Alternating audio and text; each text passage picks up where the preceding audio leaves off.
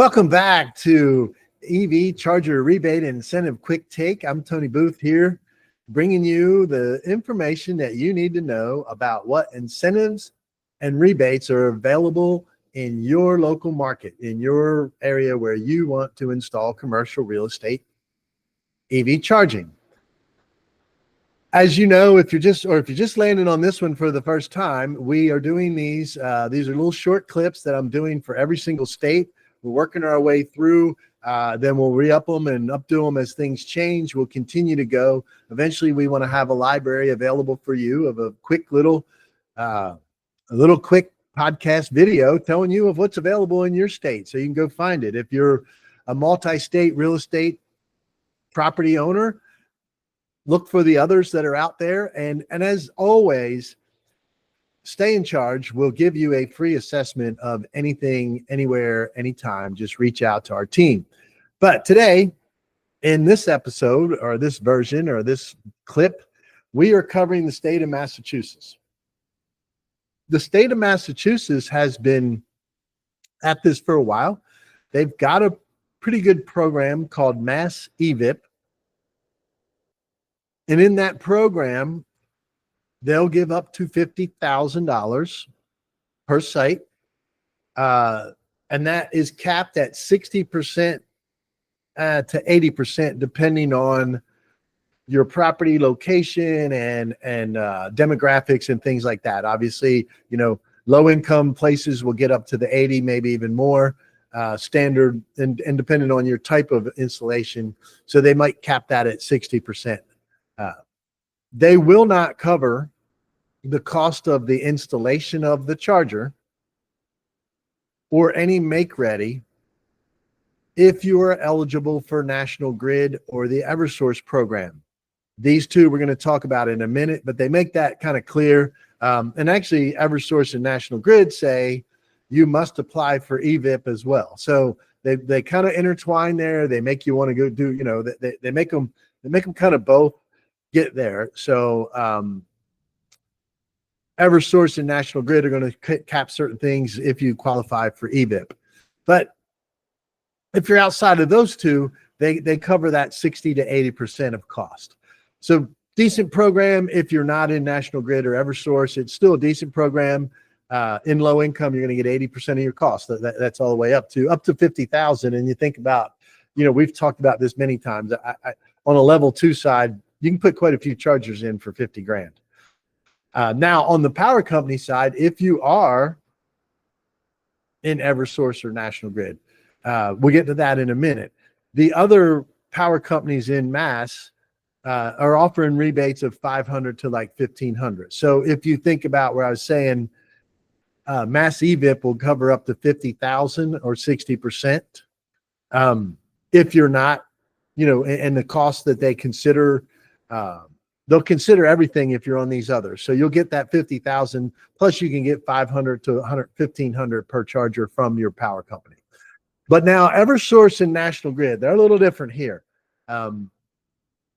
Really, really good programs though, because so Eversource will cover 100% of your make ready cost.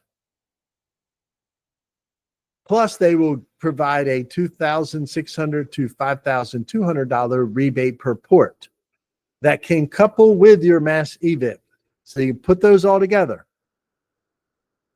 We are seeing properties in Massachusetts being able to get them anywhere from 70 to 100% of their money in rebates, incentives, and everything else. Like if you're in the right locations, it's pretty easy to get everything covered in Massachusetts. One caveat currently with the Eversource program is they're only taking MUD applications right now. So it's only multi-unit dwellings. They will not take public access. They will not take anything else at this point because they say that those are prescribed fully for their initial program. So if you're, if you've got apartment complexes, condos, HOAs, people like that, you guys need to look into this. Reach out to the right companies, the right service providers, because they'll come out there. We run programs with MUDs where the drivers pay for the ongoing cost. So, you go in and go into something like this under this program, you get everything covered 100% up front. And then the people using it are going to pay the fees to run it going forward. So take a look at it. National Grid, moving on to them from Eversource. National Grid's a little bit different. They cap their make-ready fees at $6,700 per charger on the level 2 side, or 100% of the make-ready. Again, 2 chargers, I've got $13,400 for make-ready. Not bad. I mean, if I don't have far to go, we can get it done for that. Then they will provide a $1,950 to $4,380 rebate per charger. One of the things that happens on both of those programs is like they have it carved out of how much can go towards like a software and a maintenance thing too. So in those 2 power companies, National Grid, kind of a little better right now because the National Grid program is open to anybody. That they're not restricted to MUD at this time on the level 2 side. So that's where we are with that. On the DC fast charging side in Massachusetts, you basically have National Grid doing their thing for you, right? So National Grid in Massachusetts has a program, and they'll do, again, it's a make ready program where they will cover 40,000 to 80,000 per charger. So in that instance, that's pretty, decent on your make ready cost. So now you can get that thing installed based on your make ready costs, right? And they cover a pretty decent, clip on that. Mass EVIP for the state program, the Mass EVIP program, they did have a level 2 program. So unfortunately, the Mass EVIP program for level 2 or for DC fast charging has been subscribed fully, I believe, for at least the 2025 funding season.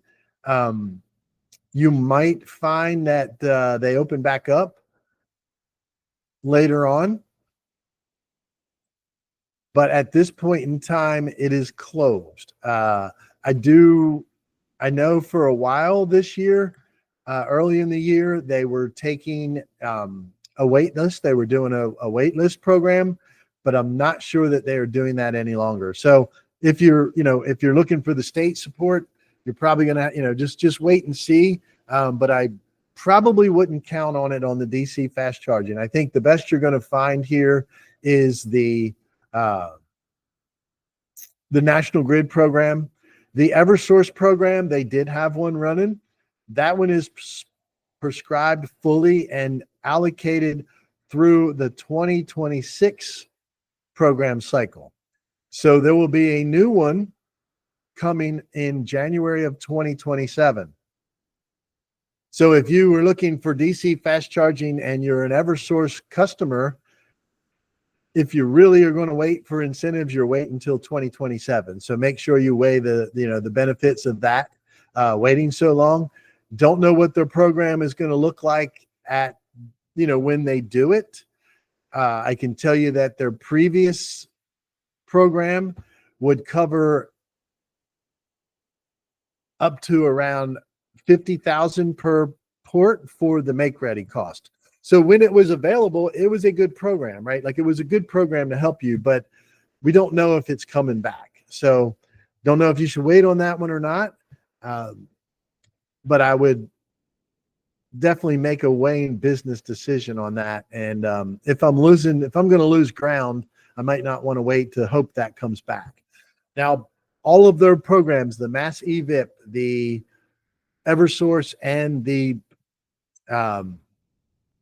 National Grid programs, they will require specific chargers and software. They have a full program that, you've got to be approved. You have to, make sure that all that's done. They will require reporting and things like that as you go on. So make sure that, whoever you're dealing with understands that. Make sure that they're an approved they're on the approved list. They have the things that are there. That applies to the level 2 as well. So you make sure you got software and hardware that are going to meet those requirements before you get going. And they all require a pre-approval process. So you're going to fill out your applications, get your stuff done, get it in there, and get approval before you start work or spend any money. So make sure you're checking on that as well.